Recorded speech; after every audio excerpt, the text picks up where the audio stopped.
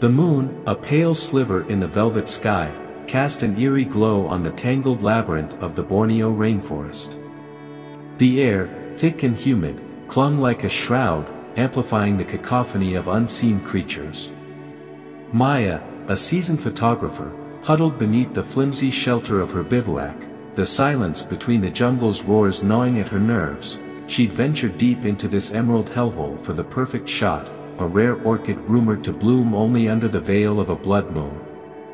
Her guide, a wiry old man named Ivan, had warned her of the dangers, not the jaguars, not the venomous snakes, but the whispers in the wind, the shadows that danced without wind.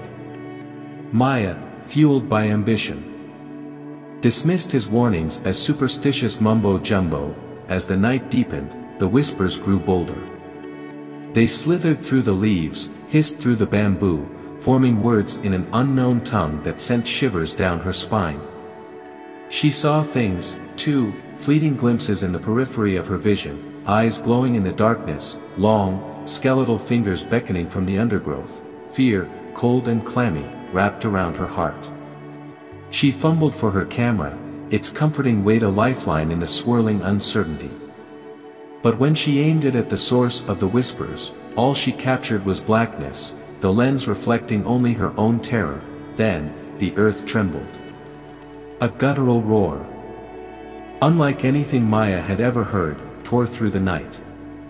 It wasn't a predator's growl, nor a beast's bellow, it was something far older, far hungrier, something that echoed from the primeval heart of the jungle itself. Panic clawed at her throat. She stumbled from the bivouac, tripping over tangled roots, the whispers now screaming in her ears.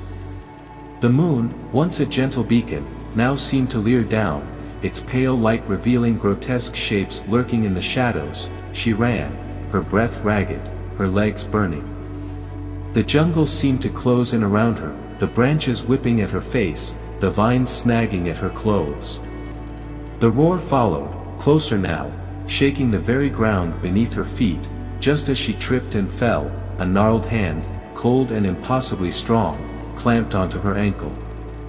She looked up, her scream dying in her throat, as two eyes, like embers burning in the darkness, stared back.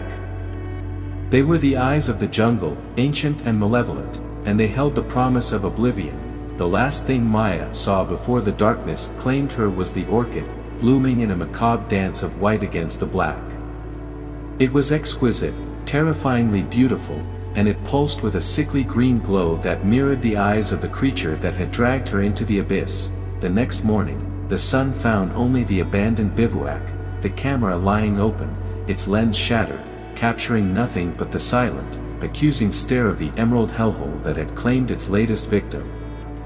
The whispers continued, but now they carried a new melody, a grim chorus celebrating the victory of the jungle over a foolish human who dared to trespass on its secrets.